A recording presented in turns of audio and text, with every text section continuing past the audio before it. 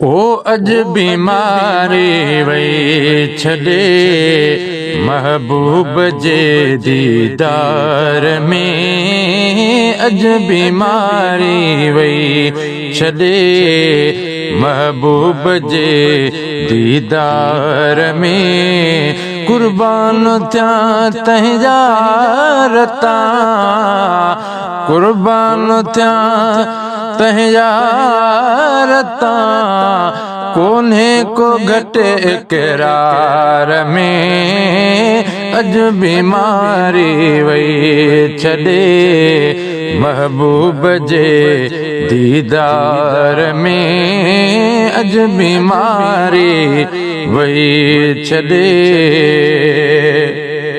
मूं लिखियो ख़त यार ॾे हारे हंजूं हिन हाल मां। मूं लिखियो ख़त यार ॾे हारे हंजूं हिन हाल मां। मूं लिखियो ख़त यार ॾे हथड़ा ॿधी कासद चयो, हथड़ा ॿधी कासद चयो, आशिक अथई तयाज़ार में। अज बीमारी वही छॾे महबूब जे दीदार में। अज बीमारी वही छॾे मोए खां पोइ महबूब जे हे कर अची मुंहिंजे मथां। मोए खां पोइ महबूब जे मैं रुसां त कई दरवेसां जे मेरा मोहम्मद रुसे त मैं मरवेसां। ऊको रुसण मोर न ॾेसां, ऊको पहिरें परचे सां। कसम खुदा दी दर दिल बरदा मैं त हरगिज़ छोड़ न वेसां। गुलाम फरीदा इश्क मोहम्मद दा मैं त पूरा तोड़ निभैसां।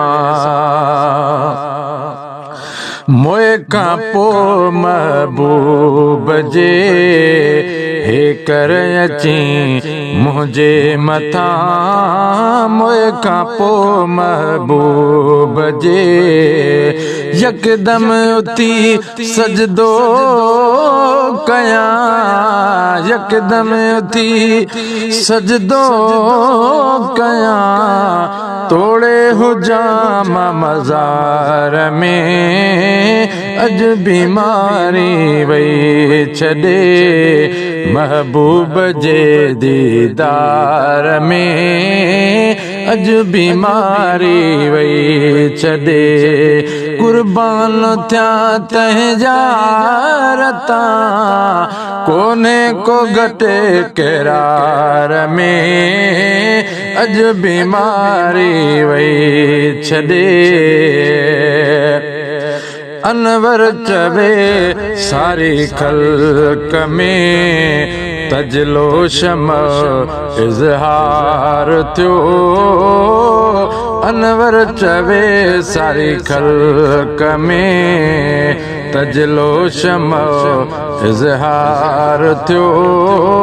अनवर चवे सारी ख़ल्क़ में ओ लखे परवाना ब्या जली, लखे परवाना ब्या जली, अहमद संदे इसरार में। अज बीमारी वही छॾे महबूब जे दीदार में। अज बीमारी वही छॾे महबूब जे दीदार में। कुर्बान थिया तंहिंजा रता, कोन्हे को घटे किरार में। अज बीमारी वही छॾे।